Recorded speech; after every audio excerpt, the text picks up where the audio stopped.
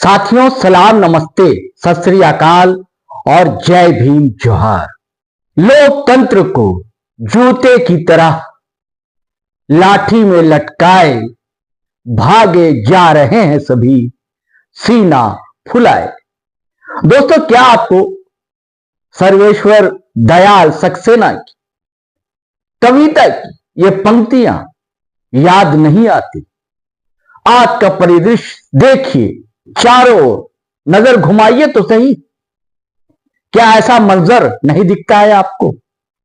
विश्व के सबसे बड़े लोकतंत्र में क्या लोकतंत्र के साथ मजाक नहीं हो रहा है तो क्या हो रहा है?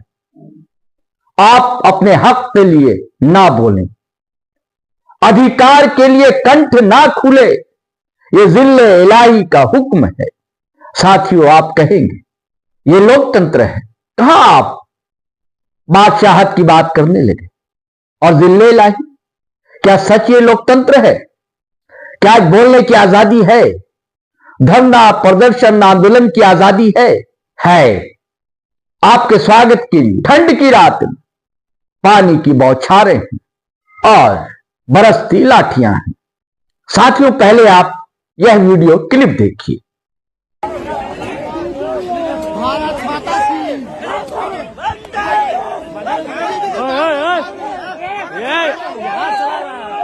साथियों, देखा आपने, रात का अंतिम पहर है, ठंड से ठिठुरती बेला है, पांव फटने फटने को है और पुलिस का घेरा है और एक व्यक्ति के गाल पर जोर का पुलिस का थप्पड़ तमाचा पड़ता है।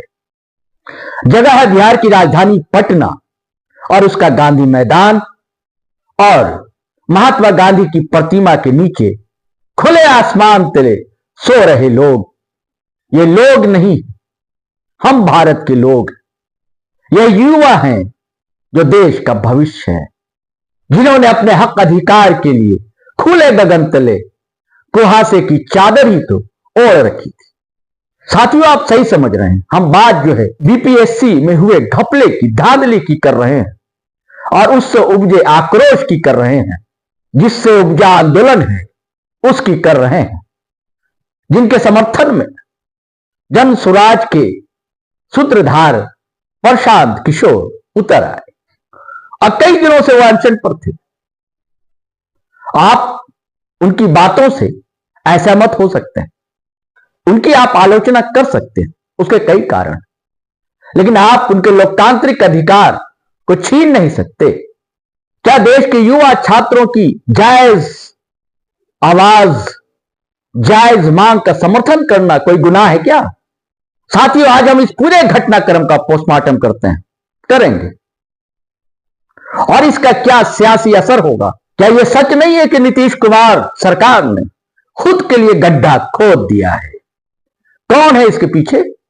हम सब बातें करेंगे दोस्तों, लेकिन इससे पहले आपसे वही आग्रह है, गुजारिश है कि अगर आपने हमारा चैनल सब्सक्राइब नहीं किया है दोस्तों तो जरूर कर लीजिए, और यदि सब्सक्राइब कर लिया है तो थोड़ी बहुत राशि का भुगतान करना होगा, अब ज्वाइन भी कर लें और हमारे सहयात्री बन जाएं।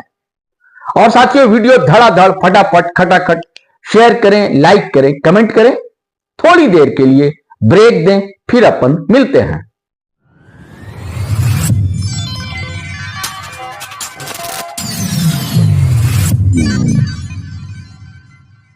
साथियों, चलिए पहले जानते हैं जन स्वराज के लोग क्या कहते हैं।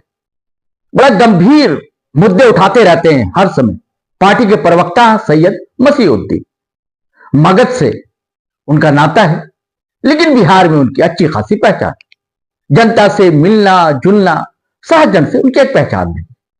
इन दिनों पटना में नहीं है, अगर होते तो कुछ और ही दृश्य दोस्तों देखने को मिलता। इन दिनों बेंगलुरु में अपना इलाज करवा रहे हैं। उन्होंने लेकिन जो अपना संदेश भेजा है दोस्तों, बड़ा आक्रामक ढंग से उन्होंने अपनी बातें कही है, रखी। उनका कहना है कि छात्रों के भविष्य के साथ, युवाओं के भविष्य के साथ खिलवाड़ जो है नीतीश बाबू बर्दाश्त कतई नहीं किया जाएगा। उनका कहना है कि उनके नेता प्रशांत किशोर के साथ जिस तरह अमानवीय बर्ताव सरकार ने किया है, उनके पुलिस या कारिंदे ने किया है और जैसी कार्रवाई की है, क्या ये लोकतंत्र है? वो सवाल उठाते हैं। सीधे सीधे उन्होंने नीतीश सरकार पर आरोप लगाया है और सैयद मसीहुद्दीन ने कहा है कि यह तानाशाही है, लोकतंत्र नहीं। आने दीजिए चुनाव, जनता इसका मुंह तोड़ जवाब देगी और जनसुराज के कार्यकर्ता ईंट से ईंट बजा देने के लिए तैयार बैठे। अब साथियों चलिए और बातें हम करते हैं और सारे सिनेरियो को, परिदृश्य को समझने की कोशिश करते हैं और प्रशांत किशोर ने भी क्या कहा है यह भी बताते हैं। साथियों अब कहा जा रहा है कि प्रशांत किशोर राजनीति कर रहे हैं। अब भला बताइए, कोई सियासतदान है, अगर सियासत ना करेगा तो क्या करेगा?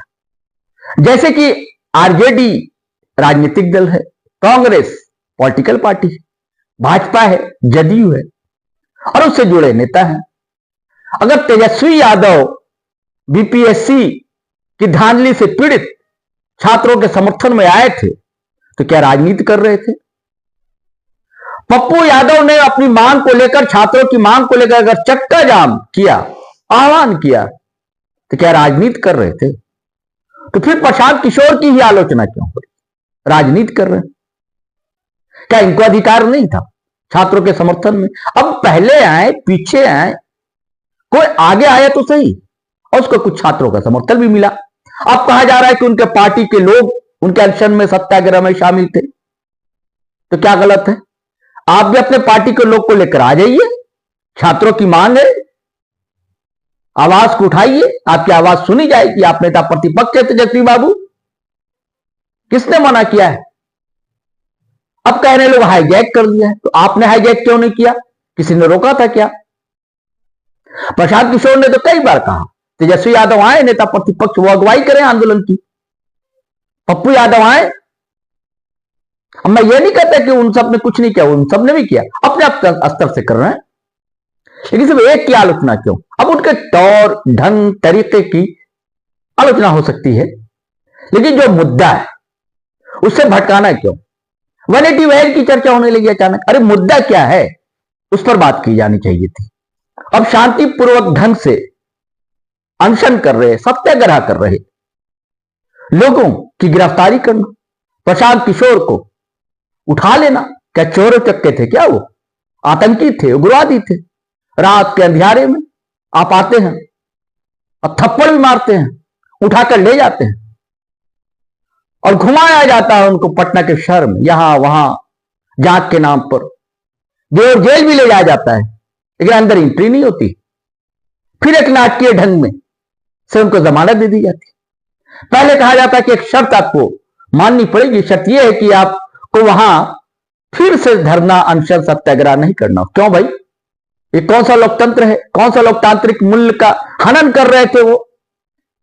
महात्मा गांधी का सविनय अवज्ञा आंदोलन क्या था? शांतिपूर्वक ढंग से अपने मांग को के लिए आंदोलन करना, सत्याग्रह करना। तो यही कर रहे थे प्रशांत किशोर कि भाई री एग्जाम हो जाए बीपीएससी का, यही तो। चलिए साथियों, आपको बता भी देता हूं कि ये मामला था क्या। देखिए क्या, पिछले साल 13 दिसंबर को 3.5 लाख के करीब युवा छात्रों ने बीपीएससी की परीक्षा दी थी और पेपर लीक का मामला सामने आया, शिकायतें मिली। तो इन छात्रों की यही मांग थी, इसलिए सड़क पर उतरे आंदोलन करने के लिए कि री एग्जाम हो जाए, फिर से परीक्षा ले ली जाए। परीक्षा तो ली गई, कहा जाता है कि सबसे बड़ा परीक्षा सेंटर बनाया गया है बापू सभागार गांधी मैदान के पास, वहां ली गई।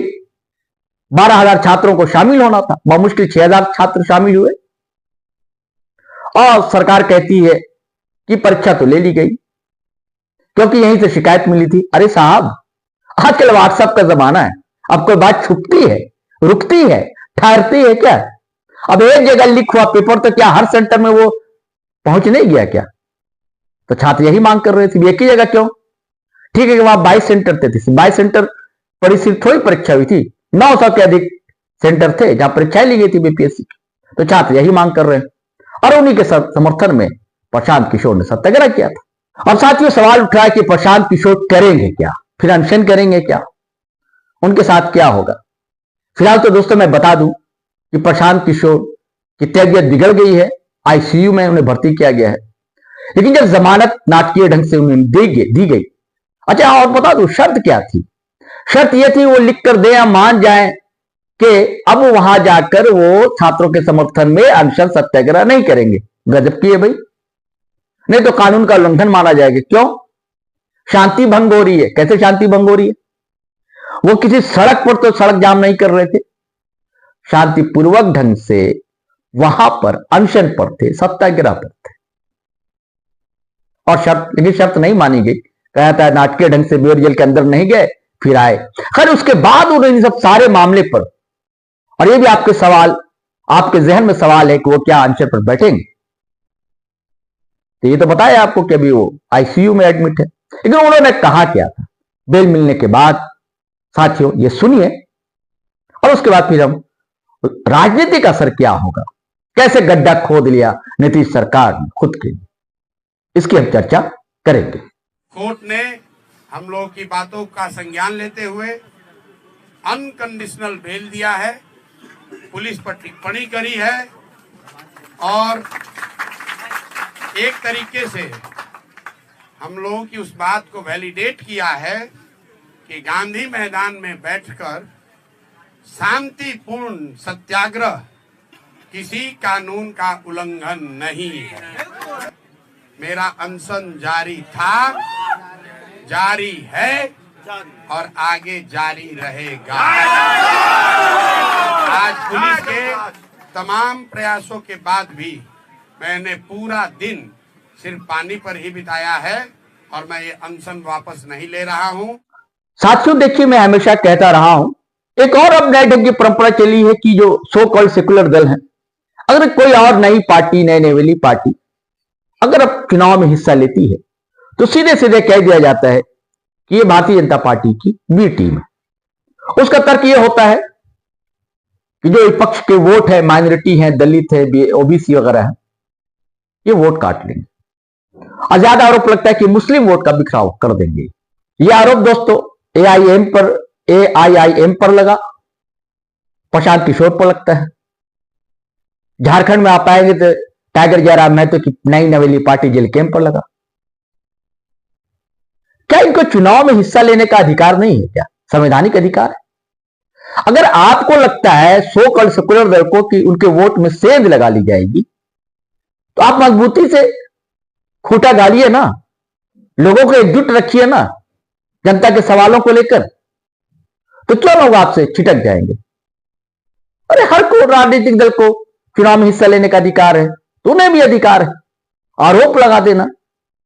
जबकि मैं बता दूंगा आपको, कोई ऐसी पार्टियां छूती नहीं रही है जिसने प्रत्यक्ष अप्रत्यक्ष भारतीय जनता पार्टी की मदद ना की हो।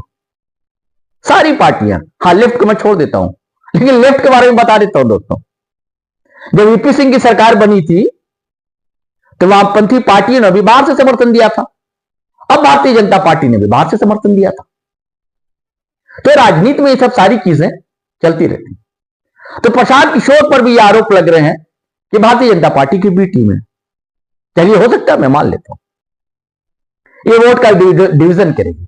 और ये सब जो मामला इनका ड्रामा है, छात्रों के मुद्दे को उठाना, क्योंकि इनका जो अभियान था पदयात्रा का चल नहीं पाया।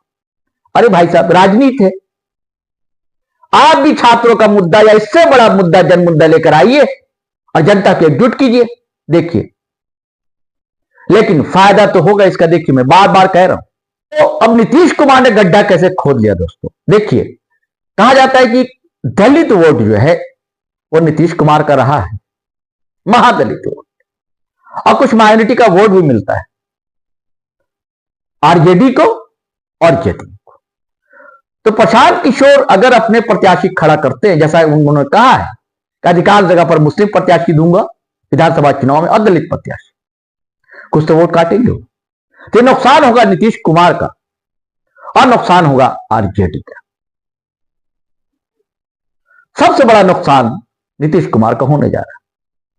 जैसा पिछले विधानसभा चुनाव में चिराग पासवान के कारण, उनको उम्मीदवार खड़े करने के कारण जदयू की सीटें घटी थी। तो ऐसी आशंका है कि इस बार भी प्रशांत किशोर के कारण जदयू की सीटें घटेंगी और आरजेडी को भी नुकसान पहुंचेगा। अब दोनों को तय करना है, क्योंकि अगर यह आंदोलन सही में अगर जनता के बीच चला गया, क्योंकि अब तक जितने भी आंदोलन हुए हैं और आंदोलनकारियों पर लाठियां बरसी हैं, तो सत्ता गई है दोस्तों। चाहे इंदिरा गांधी का दौर हो, चाहे उसके बाद का, चाहे अन्ना हजारे आंदोलन, जनता तो आंदोलित हुई, सड़क पर आई, उसका असर दिखा। तो अगर यह आंदोलन बढ़ता है, पटना से आगे पहुंचता है और छात्रों के साथ अभिभावक आम जनता भी अगर जुड़ जाती है, तो इसका खामियाजा तो नीतीश सरकार को भुगतना ही पड़ेगा। चलिए साथियों, अब नए वीडियो के साथ हम हाजिर रहेंगे। जब तक के लिए आज्ञा दीजिए, इजाजत दीजिए।